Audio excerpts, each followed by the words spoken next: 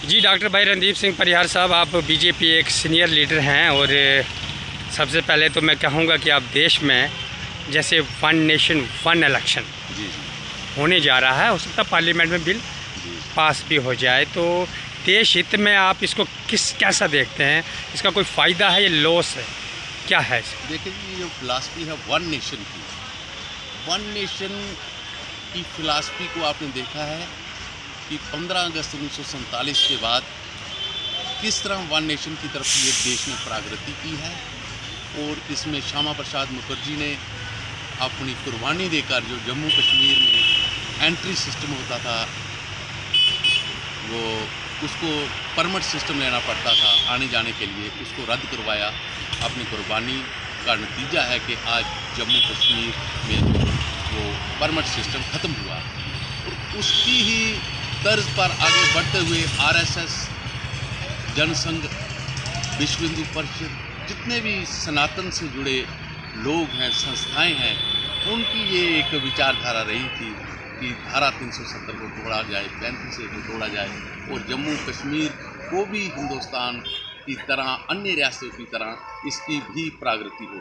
तो आज जो टू फ्लैग थ्योरी थी उसको ख़त्म किया गया, और आज तिरंगा हमारा पूरे देश में लहरा रहा है। इसी तर्ज पर जो वन नेशन वन इलेक्शन का माना ये है कि एक ही समय में पार्लियामेंट के और असेंबलीज़ के इलेक्शन हो, जिससे जो बेताशा खर्चा आता है हमारे बजट पे वो खर्चा कम हो, और एक जैसी स्थितियों में चुनाव हो, जिससे देश को मजबूत लीडरशिप मिले, अच्छे लोग आगे आएँ और देश प्रगति की तरफ बढ़े।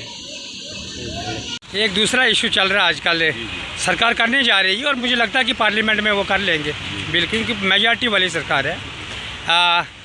इंडिया भारत, इंग्लिश में हम इंडिया बोलते हैं और हिंदी में भारत बोलते हैं, तो इंडिया हटा रहे और भारत नाम रखा जा रहा है, ये क्यों और किस लिए?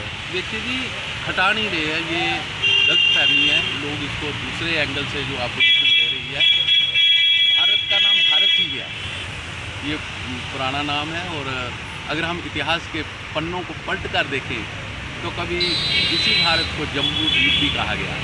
स्थितियों के अनुसार, वक्त के अनुसार तहजीबों में एक नई चमक आती है, और जो सत्ता पक्ष होता है वो अपनी परिस्थितियों के अनुसार अपने नाम भी बदल लेते हैं, और इसी तरह हिंदुस्तान का नाम जो है जम्बू द्वीप, भारतवर्ष, आर्यव्रत, और भारत, और फिर हिंदुस्तान, फिर इंडिया के नाम से चलता रहा।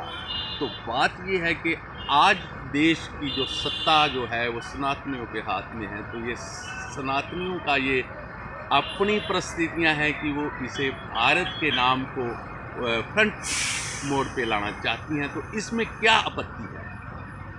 इंडिया को हमने कहीं कब्र खोद के तो दबा नहीं दिया। आज भी इंडिया जगह जगह आपको देखने को मिलेगा, और आपकी जैसे मनोस्थिति होगी आप अपने देश को उसी नाम से बुलाएंगे ना।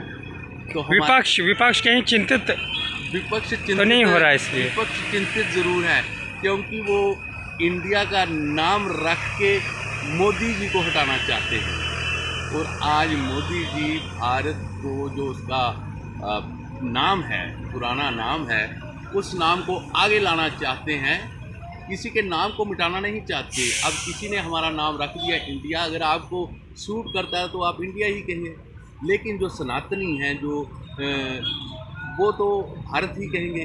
और अगर आज हम कहते हैं कि president of Bharat, prime minister of Bharat, तो इससे हमारा मान बढ़ता है, सम्मान बढ़ता है, और भारत कहने से अगर जो पश्चिमी सभ्यता के लोग हैं या तीसरी दुनिया के लोग हैं उनको भी भारत कहना पड़ता है, तो फिर उनको लगता है कि भारत कोई देश है, कोई संस्कृति है, कोई तथ्य हैं जिनके नाम पे भारत कहा जा रहा है, इंडिया क्यों नहीं कहा जा रहा। कब तक गुलामी की जंजीरों को से हम जकड़े रहेंगे, और कब तक उनका बोझ अपने सिरों पे लेके चलते रहेंगे? आइए, हम आज़ाद भारत में जी रहे हैं, और अगर हम भारत को भारत कर रहे हैं तो इसमें कोई बुराई नहीं है। हम ये कहेंगे, मोदी जी आप आगे बढ़ो, पूरा देश आपके साथ है। धन्यवाद, बहुत बहुत धन्यवाद। धन्यवाद।